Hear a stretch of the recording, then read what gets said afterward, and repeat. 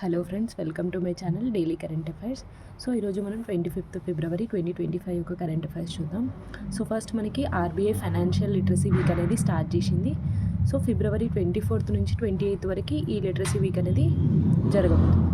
So ఇది మనకి 10th edition అనమాట. సో ఇది 2016 నుంచి మనకి ఈ ఆర్బీఐ ఫైనాన్షియల్ లిటరసీ వీక్ అనేది జరుపుకుంటున్నాం. సో దీని యొక్క థీమ్ కనుక చూసుకున్నట్టయితే ఫైనాన్షియల్ లిటరసీ ఉమెన్స్ ప్రాస్పరిటీ అనే థీమ్ తోటి ఇది మనకి ఈసారి థీమ్ అనమాట. నెక్స్ట్ జల్ థల్ రక్ష్. సో మనకి ఇదొక మిలిటరీ ఎక్సర్సైజ్. ఇది ఎక్కడ జరుగుతుంది అంటే గుజరాత్. సో మన ఇండియన్ ఆర్మీ దీన్ని కండక్ట్ చేస్తుంది. సో జల్ థల్ రక్ష్ మిలిటరీ ఎక్సర్సైజ్ ఎక్కడ జరుగుతుంది అంటే గుజరాత్లో ఇండియన్ ఆర్మీ దీన్ని నిర్వహిస్తుంది. సో మనకి very very important one Bisleri.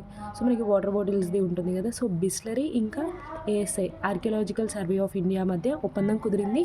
దేనికోసము అంటే to restore heritage water bodies. ఏవైతే పురాతన కాలపు బావులు కానీ ఏవైతే ఉంటాయో వాటిని రీస్టోర్ చేయడానికి ఈ ఒప్పందం అనేది కుదిరింది. సో ఏ దాంట్లో భాగంగానే అంటే అడాప్ట్ హెరిటేజ్ 2.0 ప్రోగ్రాంలో భాగంగా ఈ ఒప్పందం అనేది కుదిరింది.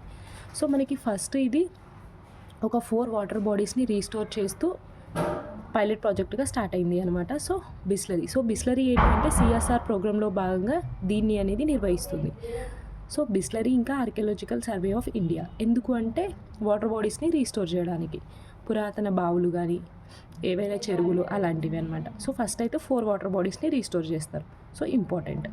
నెక్స్ట్ మనకి PM Modi. So PM Modi 2 day visit to Madhya Pradesh. So మధ్యప్రదేశ్కి ఎందుకు వెళ్తున్నారు అంటే అక్కడ గ్లోబల్ ఇన్వెస్టర్ సమిట్ని ఇనాగరేట్ చేయడానికి. సో ఇది మనకి గ్లోబల్ ఇన్వెస్టర్ సమిట్ అనేది మధ్యప్రదేశ్ భూపాల్లో జరగబోతుంది.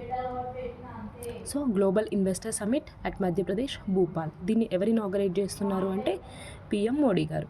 నెక్స్ట్ మనకి ఫ్రెడిచ్ మెర్జ్ అనే to becomes the next chancellor of Germany. So జర్మనీకి నెక్స్ట్ ఛాన్సలర్గా ఎవరు నియమితులయ్యారు అంటే ఫ్రెడరిచ్ మెర్జ్.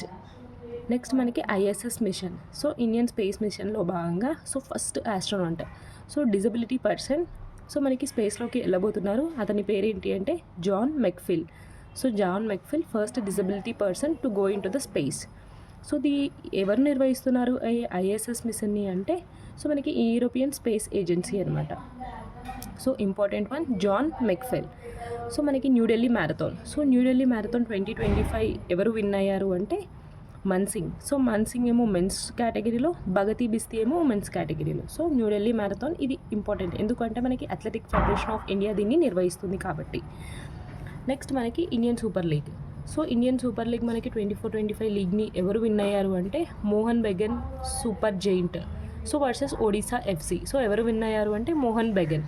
సో ఎవరిని డిఫీట్ చేసి అంటే ఒడిశా ఎఫ్సిసి. సో ఇది కూడా important Indian super league.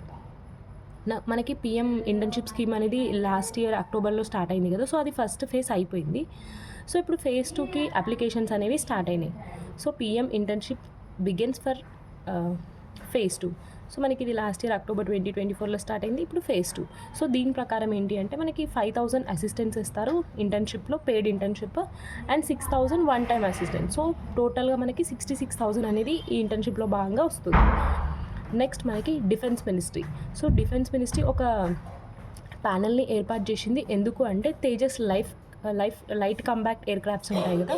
So వీటి డెలివరీ తొందరగా తెచ్చుకోవడానికి, సో ఇండియన్ ఆర్మీలో దీన్ని తొందరగా తెచ్చుకొని ఇన్కార్పొరేట్ చేసుకోవడానికి తేజస్ జెట్ పైన మనకి ఒక హై లెవెల్ కమిటీ అనేది వేశారు. సో దీనికి హెడ్గా ఎవరున్నారు అంటే రాజేష్ కుమార్ సింగ్.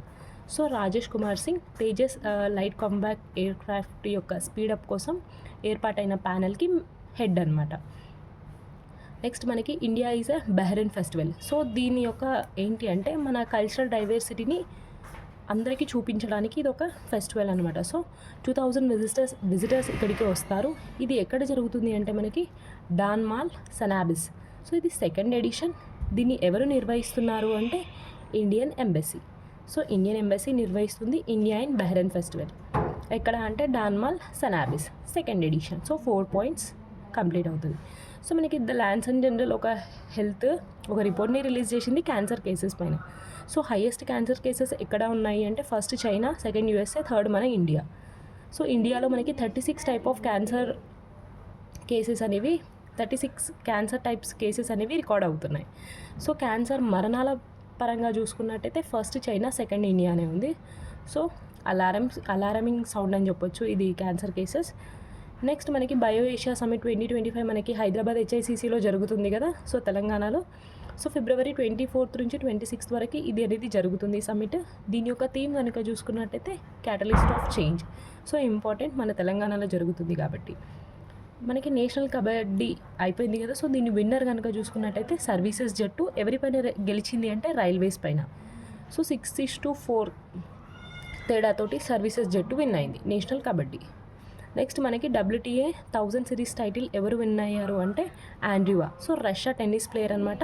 సో అతి పిన్న వయస్కురాలుగా రికార్డ్ని సృష్టించింది. సో WTA 1000 సిరీస్ టైటిల్ ఎవరు? ఆండ్రీవా, రష్యా టెన్నిస్ ప్లేయర్ అనమాట. 17 ఇయర్స్ ఏజ్లో తను ఈ రికార్డ్ని సృష్టించింది. సో ఇది ఫ్రెండ్స్ ఇవాళ కరెంట్ అఫైర్స్. సో 25 ఫిబ్రవరి 2025. సో ఈరోజు కరెంట్ అఫైర్స్ కొన్ని ఉన్నాయి, బట్ నో ప్రాబ్లం, అన్నీ కవర్ చేశాను. సో వీడియో కనుక నచ్చినట్టయితే లైక్, షేర్ అండ్ సబ్స్క్రైబ్ చేసుకోండి. So thank you.